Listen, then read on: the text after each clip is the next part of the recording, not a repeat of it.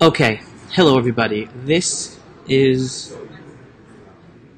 a fabulous conversation. Everyone say hi to Aaron. Aaron. Shalom. Shalom, Aaron. How do you say your name? Not like a Jew, not Hebrewish. No, Harun. Harun. Yeah, Harun. My name is Aharon or Harun. Harun. So yeah, it's the Aaron Aaron in the Bible. Okay. So this is an unbelievable conversation that's so important. We're just going to start it now. We only have a few minutes, and I wanted to take advantage and share this with everybody. And we will schedule a more organized interview coming up in the future. We're going to schedule it. In the meantime, Harun. Just an appetizer, you know. Just an appetizer, exactly. But this is really, really, really important. So please share this information with everybody. Where I just want to touch base with Aaron, the truth about Islam and Israel. Like I wrote as the title. Why? Well, he knows. Aaron grew up as a Muslim, and he then converted to Christianity. And today he is a journalist. He has his own channel called Al Hayat. Right? He's a journalist. His own media platform. And he knows what Islam's all about, and its true relationship and treatment of non-Muslims, because it's not just Jews or Israel; it's also Christians and all infidels. So, what's important for us to know? Us non-Muslims, what is important for us to know in order to how to live? How do we expect the world that's growing with terror, with Islamic terror, Israel, even in the West? What's important for us to know? Give us an appetizer. Well, first of all, I would like to thank you for the opportunity that I'm Thank you. Guest. Thank you. And I wanted to make the differences between Islam and Muslims. That's very important because Muslims Agreed. are people. Muslims are my mother, my brothers, my sisters, my friends, and I love Muslims. Just to start with this, I really love Muslims from the bottom of my heart because I have nothing to fight with people. Right. The second thing is that Islam is an ideology, and I disagree with the ideology of Islam because Islam's ideology is actually against my faith now, which is believing in the Bible, the true Word of God, the New Testament, the Old Testament as well, and the promises of God to the people of Israel, the fulfillment of the prophecies in this land, Israel, through the Jews that were promised the land to, and even the Quran in Surah Al-Ma'idah, which is really amazing, Surah 5, I think it's that, in verse 20 and 21, where it says that this land belonged to the Jews forever. You hear that? Okay, so the Quran says that this land belongs to the Jews forever. Okay? And I think that there is some deceptions went through the years where suddenly the Jews became the enemies, and I think that the ideology is of Islam as a religion is what I disagree with. Okay. And I think that the war here in the Middle East, all over across the Middle East, is ideology war. It's nothing to do with political war. It's a religion.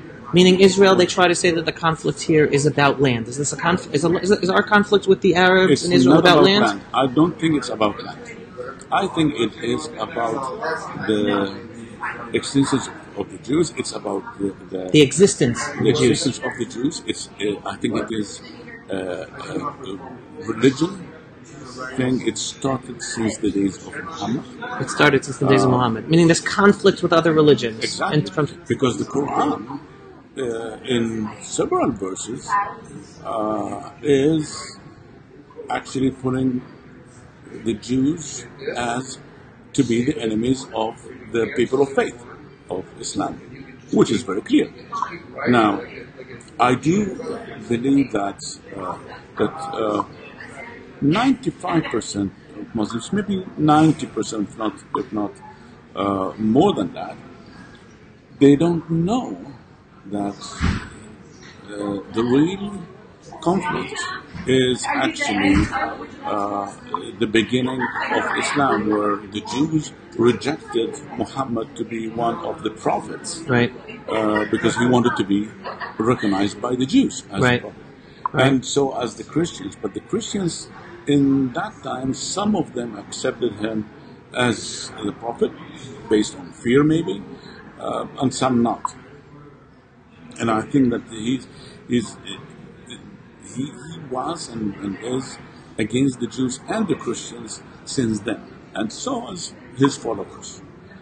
Now, because most of the Muslims do not read the Quran, do not study the Quran, so they really don't know the real reason, and that's why the ignorance in this area makes things more complicated. Right. And I do believe that whenever a Muslim will understand what is going on, they will open their eyes and they will say, oh, okay, just a minute. I don't want to be against nobody. Right. So in that minute, they will start asking questions Right. about the ideology that they believe in, Right. or they have been told to believe. Right. All right. It looks like this area is getting a little busy. People are coming through here. So let me ask you one last question, and then we're going to have a real sit down interview in a quiet place. Right. We're at a seminar right now here in Jerusalem, the Christian Media Summit. My last question is: someone has been writing comments saying we all should just respect and love one another. Right? That's what we hear in the liberal Western world. Why do we need this conflict? Why are you talking about Islam and Christianity or a hatred? We should all just love and respect one another. How do you answer that to Westerners today, to Christians who, and you're a Christian today, that's what Jesus told you, we have to love and respect. How are we supposed to react to that, to the existence of Islam and its inherent hatred towards non-Muslims? How? Well, I think I started my interview with you by saying that I love Muslims and I love everybody. I love the Jewish people, I love the Muslims, I love the Arabs and the Jews and everybody. Right. That's for sure. Because this is what I believe. Christ, who changed my heart, taught me to love even my enemies. So how could I not love my fellow people? Right. But there are some issues, there are some things, some facts, some truth that we have to tackle. People would like it or not. Why? Because people need to listen and to hear the truth.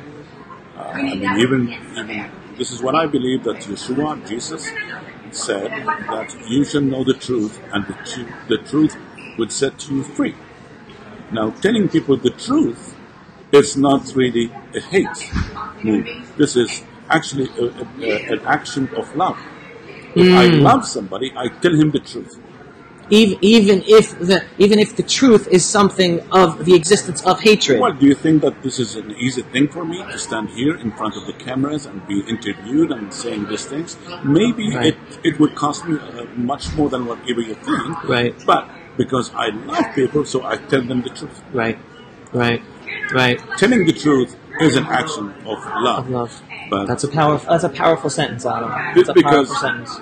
Because saying that I love, it's not enough. Say it and live it. So I want to act. By knowing and accepting the truth. Exactly. Right. All right. So everyone, just you're taking your wonderful opportunity here. We're speaking with Aaron. Aaron is an Israeli. He grew up as a Muslim. How old were you when you converted? Is that okay to say? Yeah, sure. 25. 25 years old. He converted. So I was not a baby. He was not a baby, right? So no one could say, "Oh, he didn't know what he was doing." 25 years old when he converted from Islam to Christianity. Today he is a journalist with his own media station called Al Hayat. And again, the message, people who follow me, this is one of my channels, and Aaron basically said the exact message I always say: I don't have a problem with Muslims. There are wonderful, beautiful, peace-loving Muslims in the world. And what I always tell people also is the biggest, but we can't ignore the problem that exists within the religion of Islam, and the biggest victims of Islam are actually Muslims. It's not Jews or Christians. That's the truth. Yeah, thank you. That's the point. Like, if you really care about Muslims, you really want to love Muslims, then don't ignore the truth about about the hatred that exists within Islam that persecutes even fellow Muslims and Jews and Christians and others. So that if you really want to spread love, it's accepting this truth and then fighting against it by also loving everybody. Right? Absolutely. And one more thing, saying that, I don't think that religions would be accepting each other's, for never. I don't think so, because there's always going to be some we disagree with some of the major issues. Right. But I don't care if anybody believes in the stone, even. But guess what? I don't want him to throw me with a stone.